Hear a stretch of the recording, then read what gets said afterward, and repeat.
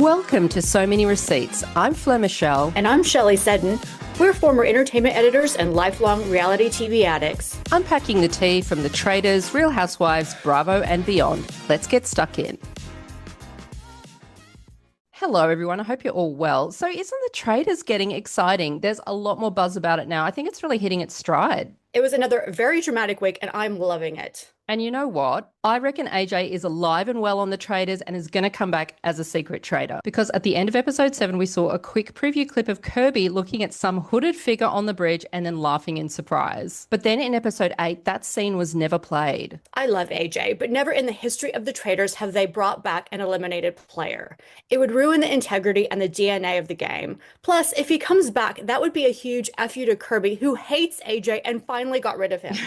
We did see Kirby with Rhys on the bridge, but he wasn't in a hood. The preview of the bridge scene was weird. They might have just filmed a few different scenarios with Rhys. Also, I don't think Kirby's reaction to seeing AJ again would be to laugh. I think she'd be furious. But there were other strange things, like the way Gretel just quietly took AJ's picture out of the dining room. And when AJ saw the letter on the chair, you never actually saw him open the letter and read it out loud. I did think it was odd he didn't read it out loud like they normally do, but I don't think it means anything. So several Traitors shows have enlisted a secret traitor to compile a short list of victims, and the actual traitor has to choose a victim from that list. There have been secret traitors, like the recent disastrous Donna Kelsey, Travis Kelsey's mom. She was in the U.S. Celebrity Traitors, but she was selected from the very beginning. I just don't think they're going to add a secret traitor when there are only 4 more eps to go. Or is it poor old Cam Merchant coming back for a 3rd time? They should just bring back Cam next season, like they did with Dorinda when she got voted out early. I can't say I'm too shocked Alex and Kirby got rid of AJ. I said last week that I felt he'd put a target on his back and that smart people like him always do eventually get taken out. But I was kind of surprised they got rid of him so soon. He was just too damn smart. I thought it would have been wiser for Alex to take him to the end because Kirby had so much heat on her and AJ was beloved by the faithfuls. But ultimately, Alex decided to betray AJ and stick with Kirby. Which was her doom, because if she talked Kirby out of getting rid of AJ, then he probably would have led the charge to get rid of Kirby. I do have to give Alex and Kirby props, though. In games like this and Survivor, etc., I always complain that alpha males control the entire narrative and everyone just falls into line. And Kirby said she wasn't going to play AJ's game and that she was playing her own game, and Alex obviously agreed. Yeah, woman power. But I am astonished that Kirby has basically become the entire show. Every single decision, she leads it. Whoever the fellow traitor is just agrees with her. When the heat's on, she redirects it. She should be given an executive producer credit. Exactly. So unfortunately, the pressure of becoming a traitor seemed to get to Alex. And after being exposed by AJ, Luke came after her as well and said he knew she was a traitor. And once again, Alex didn't even bother to defend herself. He went after her at the round table and everyone just piled on. She basically told AJ and the round table with her teary eyes that she was a traitor. Alex never once said, I am a faithful or I'm not a traitor. How hard is it? Well, she talked around it in a bit of a riddle, didn't she? She was saying things like, you're assuming I'm a traitor. I actually thought she was a fairly good traitor, but she was unable to flat out lie when she was cornered. That was her downfall. She also said she was ready to show who I am. And when Krissy said, and what is that? She deflected and said, let's just get this over with. The perfect time to come defend yourself. She didn't even deny it. So that was the nail in the coffin. Even people who were on the fence decided she must be a traitor. Well, I think at that point, she just seemed really emotionally frazzled and couldn't keep the act up anymore. But I have never once in Traitors history seen someone just roll over like she did. It's kind of disappointing. But anyway, bye-bye, Alex, and her ugly brown sweater. That was the biggest mystery of this entire show. Why did Alex only bring one jumper and wear it continuously? So Kirby had a big problem in recruiting someone new because most of the faithfuls, besides the twins, they have zero strategy and they're a bunch of dumbasses. So I think Krissy would have actually been good, but I don't know if she could have pulled off being a traitor at this late stage in the game. Yeah, I agree. Ultimately, Kirby did select Rhys, who I actually thought was a good choice. He deflects with humor. He hides behind this persona. So he's actually used to putting on an act. And as he's already got a target on his back, people might go for him next over Kirby. So she gets to live another day. And if that happens, she'll just recruit someone else. I also love that Rhys referred to the twins as truffle pigs. which they are. They were getting way too cocky, and Luke thought for sure he knew who the third traitor was. He was so convinced it was faithful Claudia and egged everyone on to vote for her. It was so embarrassing how smug he was, saying he was the best traitor hunter of all time. How can he say that? Given he was so wrong, the group is finally doubting the almighty Wonder Twin power. Claudia even said, "Of course you listened to the man when she was leaving. You tell them, girlfriend." I just love seeing his face drop like a sack of potatoes. That was such a delicious moment. Thankfully, this gruesome twosome will soon be split up. The duo is being pitted against each other in this deathmatch card game, and one of them will absolutely be gone. But it doesn't really matter which one because I still can't tell them apart. So Josh won Love Island a few years ago, and Luke left that show before he did.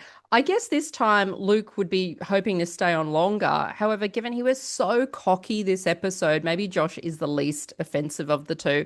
Also, Josh has been active in the comments on our latest Traitors Instagram post, talking strategy with fans, so he gets extra brownie points from me.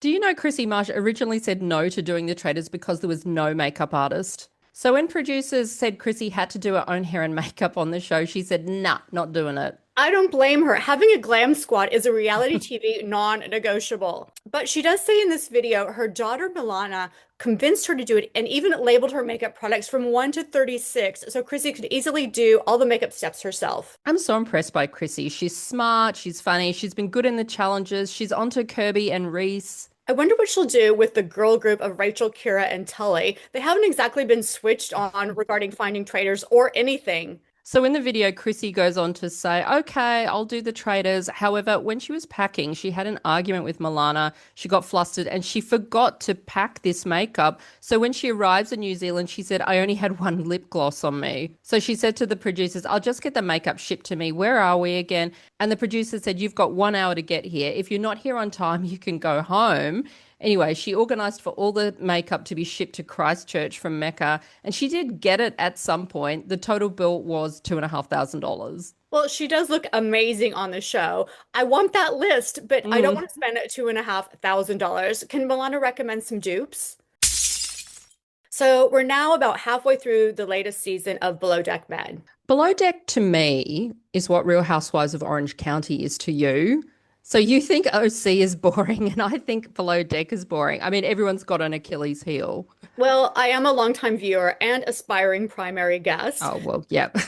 One of the stars of this series is Nathan Gallagher, and we've seen him struggle as the bosun. He injured his back. His partner, Gail, is actually Australian, and she's a former Below Deck cast member. They had this baby son, Caden, and she joined him in Croatia while they were filming this series. We watched Nathan try and balance family and work. We've also seen Gail struggling with taking care of this little baby alone in an Airbnb. Oh, that is so hard doing that in a foreign country. We do have some sad news to report because it was revealed this week that Nathan was arrested here in Australia last December in relation to allegations of domestic violence.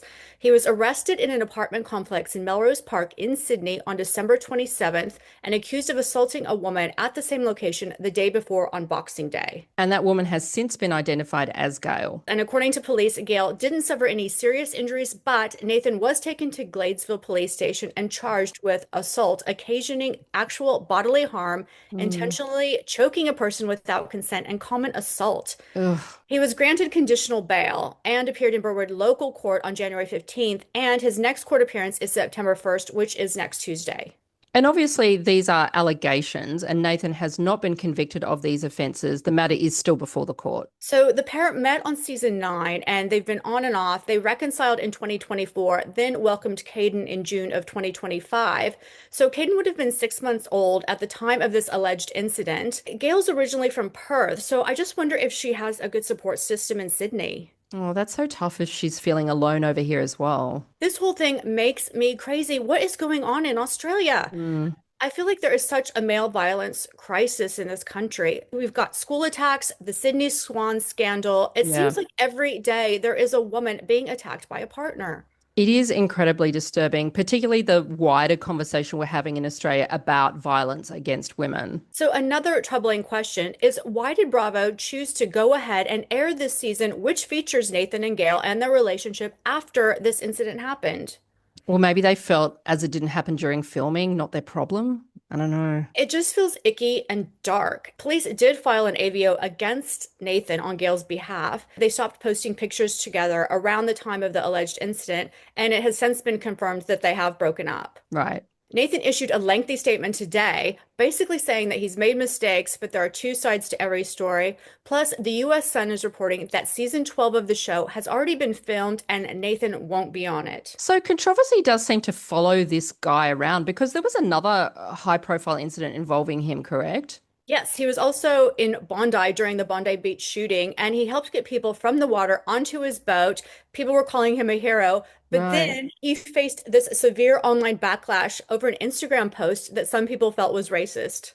So you've watched him now for years. I mean, what is the guy like on the show? Well, I always thought Gail could do better. I don't know why she settled for some grotty deckhand. He has a temper, his deck crew don't Hmm. like him, and I think his TV career now is just finished. I guess we'll find out more next week when he appears in court. It's all very sad, isn't it? And we just hope that Gail and Caden are okay.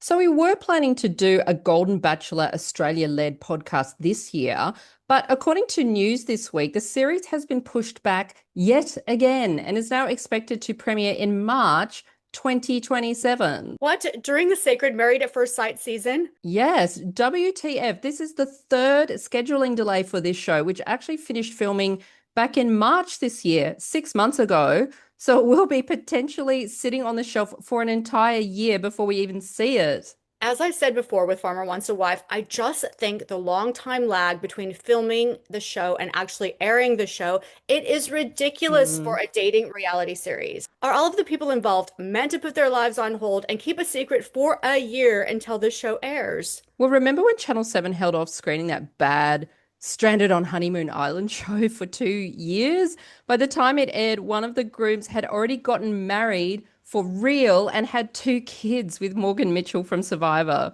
Exactly. And there are two Golden Bachelors this year and two lots of women involved, complicating things even more. Well, what are the odds that the relationships we're watching develop are still exactly the same 12 months later? Where is the payoff for the viewer? I don't get it. Although Bear and Sunny from last year's Golden Bachelor are still together, but I think that's a modern day miracle when it comes to these shows. Apparently, the official line is that the show has exceeded expectations and Nine wants to give it the strongest possible launch next year. So perhaps they might have it precede or follow Married at First Sight on one of their two nights. Oh my God, how are we going to find the time to watch both maps and this? It's too much. It's too much love. Cough, cough. But there is another theory, and it involves Samantha Armytage. There has been speculation that host Sam could be in the running for a full-time role on the Today Show next year, although nothing's been confirmed. So if that's true, are they thinking they want to delay it to coincide with her maybe being a morning TV star again? Hmm. Everyone is supposed to arrange their lives around Sam maybe getting the Today Show role. It is crazy. It's all about Sam. So interestingly, one of the two Golden Bachelors is Matthew Collett, a 57-year-old Sydney businessman who runs a men's skincare line. He was also the president of the Scots College Old Boys Association for 7 years, pretty prestigious position.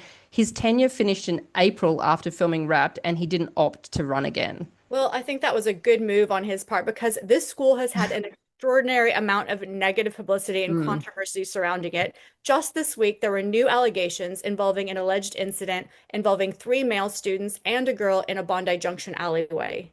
I think the last thing this scandal-plagued school needed was one of its main figureheads being seen in a ditzy reality TV show. Could you imagine the school newsletter? Don't forget to tune in this week to see our old boys president on The Golden Bachelor. Will he find love? So the show's once again generated drama before we've even seen an episode. They're back filming at the spectacular Tresco estate in Elizabeth Bay, reportedly worth around 110 to 120 million dollars, and neighbors reportedly complained about late night karaoke, live music, and parties going until 4 a.m. on the very first night. Police and council rangers were apparently called, and one neighbour even retaliated by blasting a trumpet from their backyard, which is probably the most Sydney hoity-toity response imaginable. So we haven't even met these Golden Bachelors yet, and already we've got a 1 year delay, Sam Armytage speculation, a maths programming issue, an awkward school connection, angry neighbors, and a trumpet. Well, let's hope March will be worth the wait. So, story time with the Countess Luann de Lesseps. But firstly, Ultimate Girls Trip Roaring 20th, which features Luann, was pretty funny this week. And Shell, you have finally come around to the show. Yes, I actually enjoyed this episode and seeing all the OGs at Kyle's famous white party. So the ladies hopped in the Sprinter van and hightailed it to Beverly Hills. Thank God. But unfortunately, Vicky is still on this trip and she's a total buzzkill. She insists on working on her laptop during the ride up to the OC. And Giselle rightfully called her out. No one wants to see Vicky doing insurance company admin. Isn't she retired? Okay, hang on, hang on. She's such a martyr. Everyone's busy, bitch. Look, I actually remember Vicky saying somewhere that she was nervous about propping up this show because she knows producers always look to her to be the main drama point no matter what. And we saw that with the laptop scene. I thought it was hilarious. Well, Giselle summed it up by saying the general group consensus was that Vicky is a wet blanket. Well, I have a bigger problem with Teresa, who contributes absolutely nothing. Is she just there for free champagne? I actually forgot Teresa was even there. Teresa had to remember to be mad at Vicky, telling her to pay her taxes. She does nothing. Earn your paycheck, bitch. Anyway, we saw the awkward encounter between Luann and Erica Jane, who gave Lou the frostiest, hello, I'm fine, thank you, response to Luann asking, how are you? So this bad blood harks back to one of Luann's cabaret shows where someone asked her during the Q&A who was the rudest Bravo celebrity she'd ever met, and she said Erica Jane. And then during this episode, she explained more that they used to be friendly, but Erica ghosted her during her troubles with her ex-husband, Tom Girardi, and their wires kind of got crossed. I also laughed when Luann accidentally compared Vicky to Porky Pig instead of Miss Piggy when she misremembered one of Vicky's stories. For me, the highlight of the episode was the Countess making an entrance on Erica Jane's singing turf. Luann ziplined in for a little cabaret singing Chic, c'est la vie. She had two backup dancers dressed as bushes. Backup bushes. Whoever thought of this was a freaking genius. This is why Lou has icon status. Putting on the bush costumes in honor of the time Luann fell drunk into the bushes was very inspired. And by the way, Teresa couldn't even remember the lines of her song properly. She kept saying Savon, Savon, and it's Sabon, Sabon. It was only two words. Teresa, come on. So Luann, as we found out for ourselves, really does not hold back when it comes to the housewife gossip and opinions at her shows. Earlier this year, we saw Luann's cabaret show in Brisbane. The show was great because we had a special guest appearance from Roni OG Alex McCord, who interviewed Lou because Alex now lives in Queensland and she's a psychologist. Simon and their adult son were also in the audience. This was the reunion we didn't know we needed. And no other show Lou did here had those special appearances. And she also told a juicy anecdote about Bethany Frankel. She said Bethany had just done an Instagram post saying how she ran into Sonia and Ramona filming The Golden Life in Florida. Luann said, can you believe Bethany was grinning from ear to ear like she was their best friend, even though she's talked so much SHIT about the housewives over the years? I think Bethany would actually love to be on this show. I believe that too. She's thirsty. And then in the Q&A, someone asked her who she would marry Kay if she was playing that game. And Luann said, I'd Sonia, I'd marry Ramona because she's got money, and then I'd have to K Bethany. I love how she has no filter. And I'm deliberately saying F and K instead of the words she actually used because we put this podcast on YouTube as well. And I don't want to take the chance on the censors going crazy over there. So I went back to my hotel room after the show and spent hours putting together a TikTok about this Bethany anecdote and the F Mary K joke, and it did really well. It got 18,000 views on TikTok over just a few days, quite a lot on Instagram as well. And then suddenly TikTok removed it and gave me a community violation for misinformation. And I was like, what? What's wrong with it? Remember how I just couldn't work it out? Yeah, because they don't tell you the reason why. They just give you the category. It's so annoying. And then I finally thought, oh, I see. I think TikTok interpreted Luann saying she wanted to K Bethany as though Luann was actually making a real threat to harm her, as in bump her off. TikTok apparently can't understand the difference between someone joking and someone being serious. So we got our video taken down and we never got to properly share this juicy bit of tea. OMG. So we saw this confusion just recently with the TikTok Perez Hilton live stream. in that case, their bot moderator thought he was apparently joking with self-harm when he was actually serious. So we just bought tickets to see Luann's new cabaret show in Sydney in February. I really hope she brings the goss again. It's meant to be all new with live performances, a full band, and behind the scenes stories, etc. So not the same old show that we've already seen. And I really hope we see those backup singer bushes. Oh my God, Lou, yes, please bring the bushes. So that's all for So Many Receipts this week. I'm Fleur Michelle. And I'm Shelley Seddon. Join us again next week.